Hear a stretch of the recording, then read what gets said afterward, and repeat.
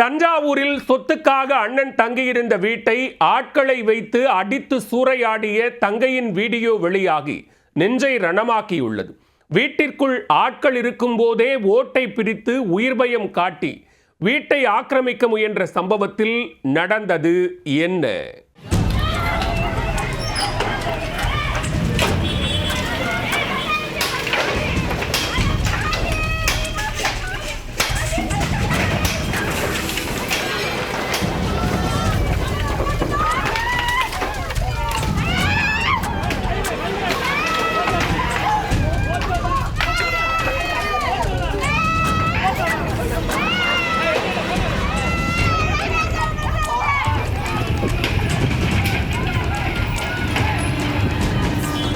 சொத்து தகராறில் அண்ணன் தங்கியிருந்த பூர்வீக வீட்டை ஆட்களை ஏவி சூறையாடிய தங்கை ஓட்டை பிரித்து அடித்து நொறுக்கி அட்டூழியத்தில் ஈடுபட்ட சம்பவம்.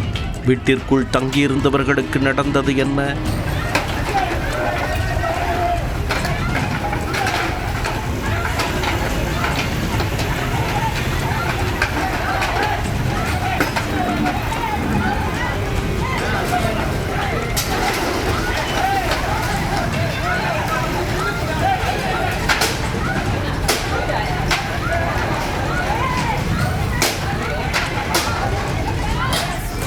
தஞ்சாவூர் ஆட்டுக்கார தெருவைச் சேர்ந்த கோபால் என்பவருக்கும் அவருடைய தங்கை மகாலட்சுமிக்கும் இடையே நீண்ட காலமாக சொத்து தகராறு இருந்து வருகிறது. கடந்த 40 ஆண்டுகளுக்கு மேலாக நீடித்த பிரச்சனையில் இரு தரப்பினரும் மதுரை உயர்நீதிமன்ற கிளையில் வழக்கு தொடர்ந்து அதில் மகாலட்சுமிக்கு தான் சொத்து சொந்தம் என நீதிமன்றம் தீர்ப்பளித்தது. அதனால் மகாலட்சுமி இந்த வீட்டை பூட்ட வேண்டும், இது எங்களுக்கு சொந்தமான சொத்து என கோபாலை வெளியே போகச் சொல்லியுள்ளார்.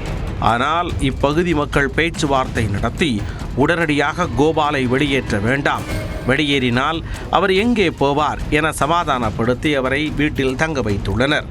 ஆனால் கோபால் பல்வேறு காரணங்கள் சொல்லி நீண்ட காலமாக அந்த வீட்டை ஆக்கிரமித்து விட்டதாக கூறப்படுகிறது.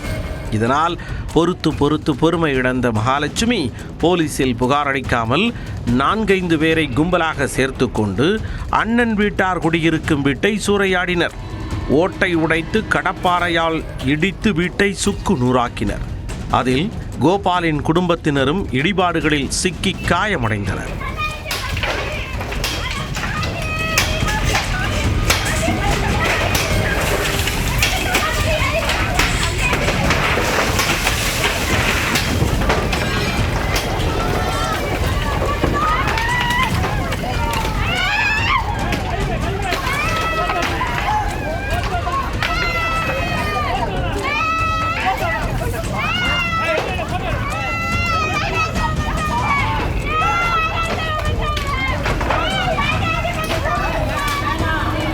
ஐயோ அம்மா என வீட்டிற்குள் இருந்து கதறிய சம்பவத்தின் வீடியோ வெளியாகி பெரும் அதிர்ச்சியை ஏற்படுத்திய நிலையில் சம்பவம் தொடர்பாக தஞ்சை கிழக்கு போலீசார் வீட்டை சூறையாடிய 8 பேர் மீது 8 பிரிவுகளின் கீழ் வழக்கு பதிவு செய்துள்ளனர். தற்போது வரை 3 பேரை கைது செய்து மீதமுள்ள 5 பேரை தேடி வருகின்றனர். விசாரணையின் முடிவிலேயே எந்த வீடு யாருக்கு சொந்தம் என்பது குறித்து தெரிய வரும்.